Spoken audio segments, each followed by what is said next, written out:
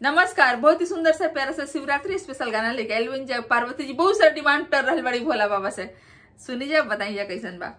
भोला जाले बाजार, भोला जाले बाजार, भोला भोला ए गौरा काले भू। भोला जाले बाजार, भोला जाले बाजार, भोला भोला ए गौरा काले भू।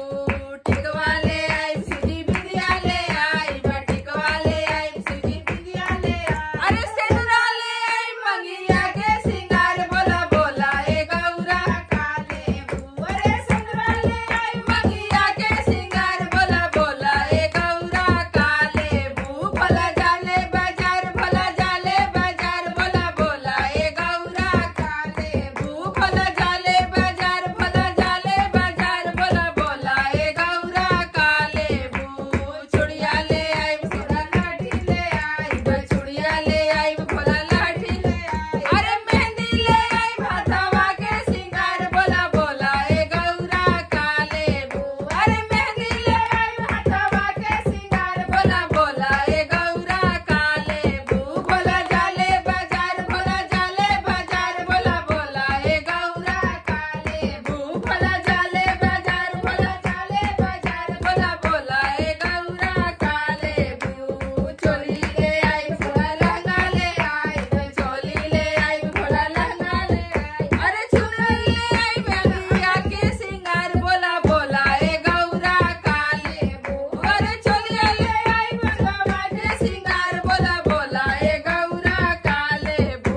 भोला जाले बाजार, भोला जाले बाजार, भोला भोला ए गौरा काले भू। भोला जाले बाजार, भोला जाले बाजार, भोला भोला ए गौरा काले भू। बाली ले आई भोला नथिया ले आई, बाली ले आई भोला नथिया ले आई। अरे हरवा ले आई गरवा के सिंगार, भोला भोला ए गौरा काले भू। अरे हरवा ले आई गरवा के सिंगार, भोला भोला ए गौरा काले भू। भोला जाले बाजार, भोला जाले बाजार, भोला भोला ए गौरा काले भू। भोला जाले बाजार, भोला जाले बाजार, भोला भोला ए गौरा काले भू।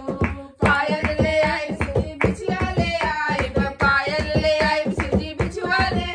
महावर ले आई बड़वा के सिंगार, भोला भोला ए गौरा काले भू। महावर ले आई बेड़िया के सिंगार, भोला भोला ए गौरा काले भू। भोला जाले बाजार, भोला जाले बाजार, भोला भोला ए गौरा काले भू। भोला जाले बाजार, भोला जाले बाजार, भोला भोला ए गौरा काले भू।